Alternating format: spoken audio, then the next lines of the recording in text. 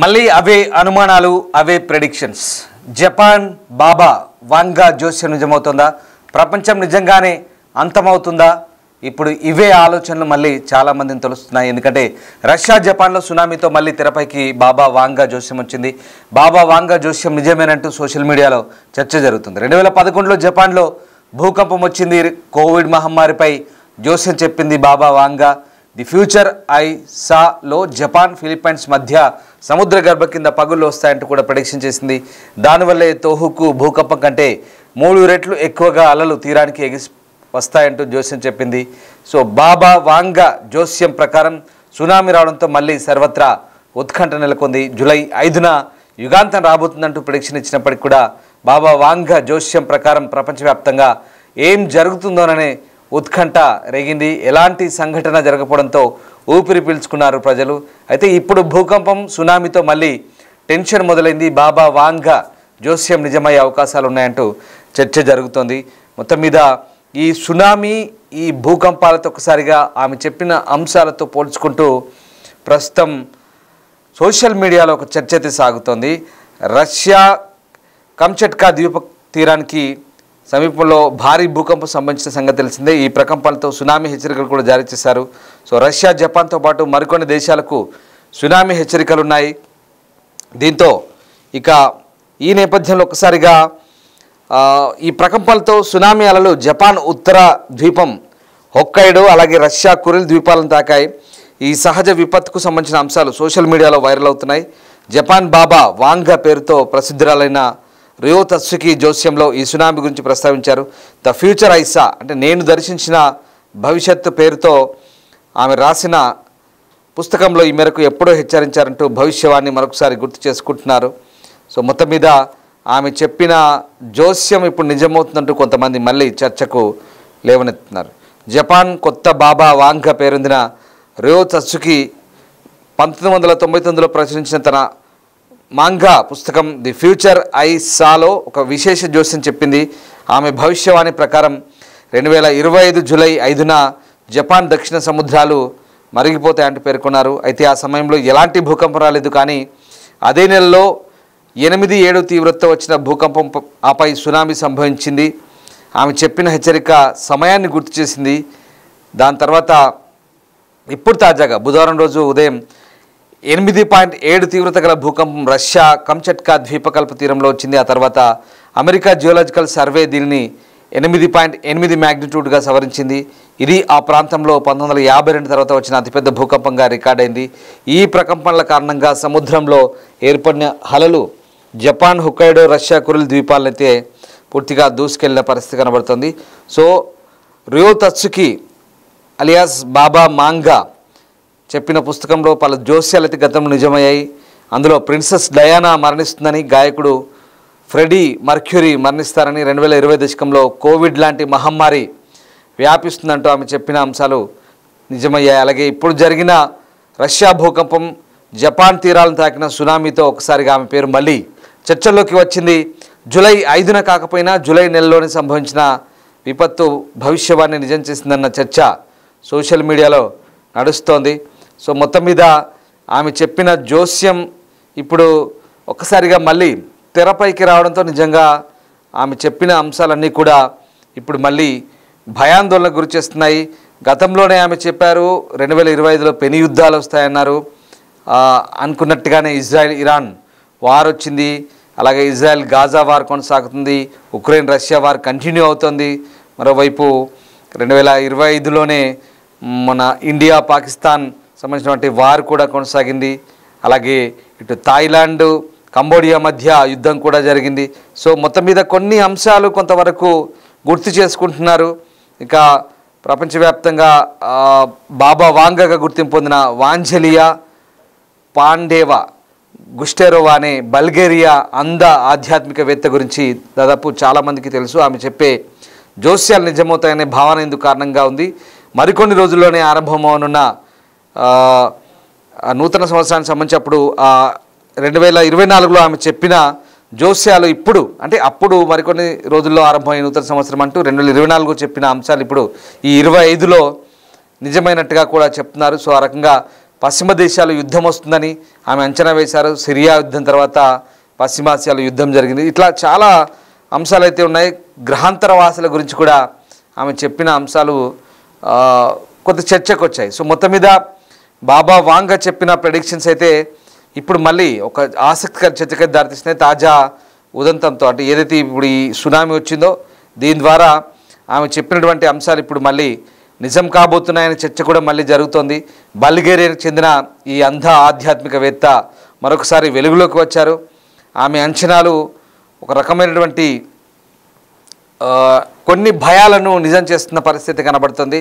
So ఆమె ఈ 9/11 దాడులు, యువరాణి డయానా మరణము, అలాగే ఈ తర్వాత ఒక నల్ల జాతీయుడు అమెరికాకు అధ్యక్షుడు అవుతారంటూ బరాక్ ఒబామా గురించి చేసిన వ్యాఖ్యలు, తర్వాత కొన్ని కోవిడ్ మహమ్మారి లాంటి అంశాలు చాలా ఖచ్చితంగా రుజువయ్యాయంటూ కొంతమంది వాదిస్తుంటే అసలు ఆమె చెప్పిన వాటికి నిజంగా ఏది ప్రామాణికం కాదు, అవ్వచ్చు అవ్వకపోవచ్చు, దానికి ఖచ్చితమైనటువంటి సైద్ధాంతిక నిర్ధారణ లేదు అంటూ మరికొంతమంది చెప్పడం.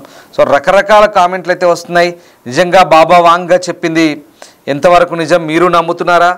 ఇలాంటి అంశాలు పట్ల ప్రపంచవ్యాప్తంగా ఒక ఆసక్తికర చర్చ అయితే సాగుతుంది. మరి మీరేమనుకుంటున్నారు ఒకసారి కామెంట్ చేయండి. వాస్తవానికి బాబా వాంగా బల్గేరియాకు చెందిన ఒక ప్రసిద్ధ ఆమె జ్యోతిష శాస్త్రవేత్తగా ఆమెకు పేరుంది. సో ఆమె చెప్తున్న అంశాలు నిజంగా ఎంతవరకు కరెక్ట్ అనుకుంటున్నారు? ఆమె చెప్తున్న అంశాల పరంగా ప్రస్తుతం జరుగుతున్న అంశాలకు ముడిపెడితే కనుక ఈ అంశాలన్నీ నిజమేనా, ఎంతవరకు కరెక్ట్ అనేది మీరేమనుకుంటున్నారు కూడా కామెంట్ చేయండి. నిజంగా భారీ భూకంపం, సునామీతో ఇప్పుడు వణికిపోతున్న పరిస్థితిలో ఆమె చెప్పిన అంశాలన్నీ కూడా నిజమవుతున్నాయంటూ మళ్ళీ ఒక ఆసక్తికర చర్చ అయితే సాగుతోంది. రష్యాలో సంభవించిన ఈ భూకంపం, సునామీ తర్వాత ఆమె అంచనాల గురించి చర్చ జరుగుతోంది. కొంతమంది అయితే ఆమె అంచనాలు నిజమే అని చెప్తున్నారు, మరి కొంతమంది కొట్టిపారేస్తున్న పరిస్థితి కనబడుతోంది. సో ఆ రకంగా ప్రస్తుతం ఈ జపాన్ ఉత్తర ద్వీపం హొక్కైడోలో రష్యాలోని కురిల్ దీవులపై ఈ సునామీ అలలు అయితే వచ్చాయి. నిజంగానే సునామీ వచ్చింది, అక్కడ అలలు విరుచుకుపడ్డాయి. దానికి సంబంధించిన దృశ్యాలు కూడా ప్రస్తుతం మనం చూస్తున్నాం మరో బాక్స్లో. సో ఇవన్నీ కూడా ఈ రియో తుత్సుకి చెప్పిన జోస్యం నిజమైందంటూ కూడా ప్రస్తుతం మళ్ళీ సోషల్ మీడియాను హోరెత్తిస్తున్నారు. ద ఫ్యూచర్ ఐసా అంటే నేను చూసిన భవిష్యత్తు అంటే ఆమె రాసిన, స్వయంగా ఆమె చేతిరాత్తో రాసిన ఆ పుస్తకం ఏదైతే ఉందో ఇప్పుడు నిజంగా నిజమవుతుందంటూ కొన్ని ఆసక్తికర చర్చలు అయితే సాగుతున్న నేపథ్యంలో ప్రస్తుతం ఈ అంశానికైతే మళ్ళీ ఒక ప్రాధాన్యత సంతరించుకుంది. సో మీరు ఈ అంశాలపై మీరు స్పందించవచ్చు, మీ అభిప్రాయాన్ని కూడా చెప్పొచ్చు, మీరేమనుకుంటున్నారో కూడా కామెంట్ చేయొచ్చు. వాస్తవానికి గతంలోనే జూలై 5న ఇది పెద్ద చర్చ జరిగింది. జూలై 5న పెద్ద డిజాస్టర్ రాబోతుంది, ఆ రోజు ఏదో జరగబోతున్నట్టు ఒక ఆసక్తికర చర్చ అయితే సాగింది. తర్వాత ఇప్పుడు మళ్ళీ ఈమె ఈరోజు సునామీ వచ్చిన తర్వాత మళ్ళీ ఈమె పేరు మళ్ళీ మారుమోగుతోంది. వాస్తవానికి ఆమె చెప్పిన అంశాలన్నీ కూడా చాలా వరకు నిజమవుతుండడంతో చాలా వరకు ఈమె చెప్పిన అంశాల గురించి ఇప్పుడు చర్చ అయితే సాగుతుంది. ముఖ్యంగా అయితే ఈమె చెప్పిన అంశాల గురించి రకరకాల భిన్న వాదనలు వస్తున్నాయి. కొంతమంది మాత్రం ఖచ్చితంగా అంచనా వేయలేమంటూ నిపుణులు కొట్టిపారేస్తున్నారు. శాస్త్రీయంగా అది నిజం కాదు, ఇవన్నీ కూడా ప్రూవెన్ కాదు, ఇవన్నీ కూడా అశాస్త్రీయమంటూ కొందరు కొట్టిపారేస్తున్నారు. జపాన్ అధికారులు కూడా ఆమె అంచనాలు సరైనవి కావు, అవ్వచ్చు అవ్వకపోవచ్చు అంటూ అధికారులు కొట్టిపారేస్తున్నారు. ఈ పూర్తిగా ఆధారం లేనివి, ఎట్లాంటి శాస్త్రీయత లేదంటూ మరికొంతమంది కొట్టిపారేస్తున్నారు. సో ఆ రకంగా అంటే ఆమె చెప్పింది 2011లో భూకంపం వస్తుంది జపాన్లో అంటూ చెప్పిన అంచనాలు కొన్ని నిజమయ్యాయి. అంటే ఆమె ప్రవచనాలపై విమర్శల మాదిరిగానే అవి స్పష్టంగా ఉన్నాయా లేదా అనుకోకుండా అవి యాదృచ్ఛికంగా జరిగినాయి అనేది ఒక వాదన. సో మొత్తం మీద భవిష్యత్తు గురించి అంచనా వేయడంలో ఆమె ప్రసిద్ధి చెందారు. సో ఆ రకంగా ఆమె ఇప్పుడు చెప్తున్నటువంటి అంశాలు, ఆ ప్రెడిక్షన్స్ ఏవైతే ఉన్నాయో ఎంతవరకు నిజం, ఎంతవరకు సాధ్యమైన పనులు అనేది మాత్రం ఇప్పుడు ఇంకా ఒక ఆసక్తికర చర్చ సాగుతుంది. మొత్తం మీద ఆమె చెప్పిన అంశాలతో ఇప్పుడు ముడిపెట్టి కొంతమంది సోషల్ మీడియాలో అయితే ఒక మళ్ళీ కొత్త చర్చకైతే లేపుతున్నారు. సో చూడాలి మరి ఆమె చెప్పిన అంశాలకి వీటికి ఎంతమాత్రం సంబంధం ఉంది. నిజంగా సునామీ ఆమె చెప్పిన మాదిరిగానే సునామీ వచ్చిందా, ఆమె చెప్తున్న మాదిరిగానే ఇప్పటివరకైతే ఈ ఘటనలన్నీ కూడా నిజమవుతున్నాయా, ఆ పరిణామాలన్నీ కూడా చోటు చేసుకుంటున్నాయా, మీరేమనుకుంటున్నారు కామెంట్ చేయండి.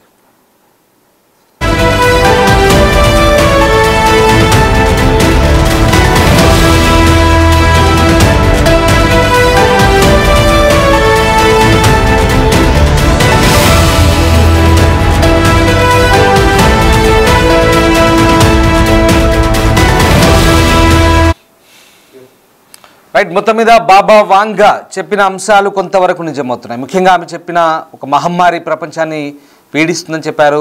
కోవిడ్ వచ్చింది, అలాగే నల్ల జాతీయుడు అమెరికాకును ఏలుతాడన్నారు. బరాక్ ఒబామా అధ్యక్షుడు అయ్యారు. ప్రిన్స్ డయానా గురించి చెప్పారు, అది నిజమైంది. 2011లో జపాన్ భూకంపం గురించి చెప్పారు, అది నిజమైంది.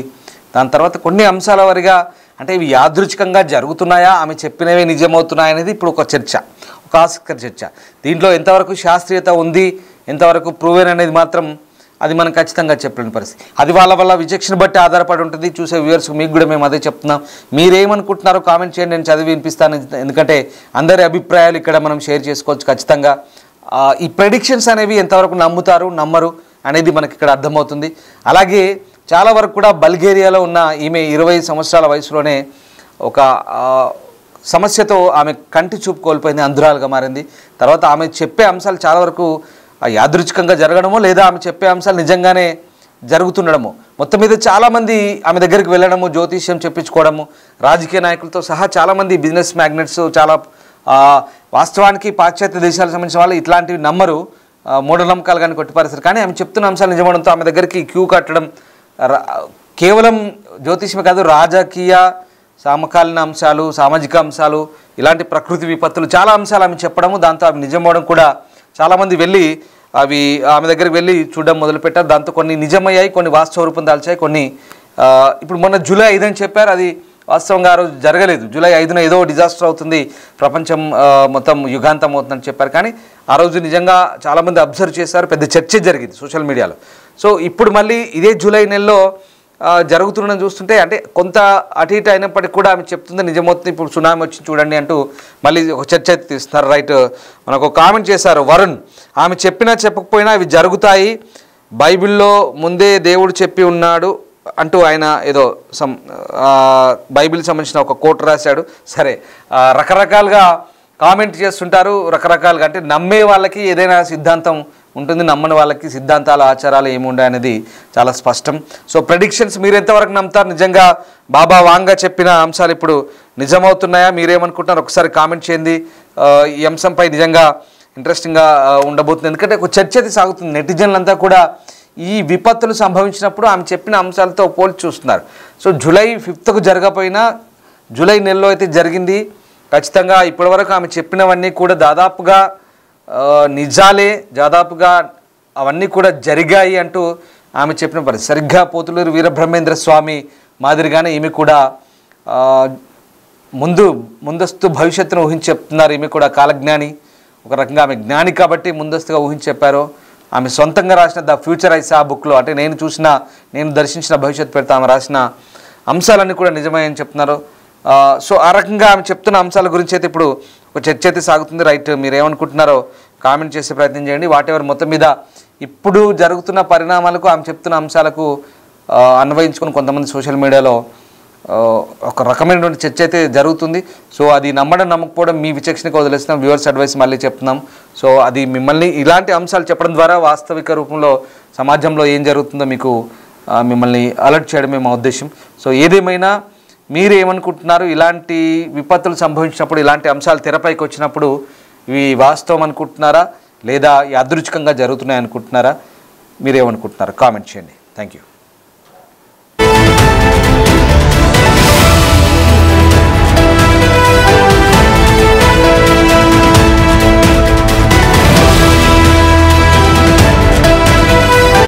The Big Folk Night 2025 celebrating the soul of Telangana. August 23 సాయంత్రం 6 గంటల నుండి ఎల్బీ స్టేడియంలో. టికెట్స్ బుకింగ్ కోసం ఎంట్రీ వాలా యాప్ను డౌన్లోడ్ చేసుకోండి.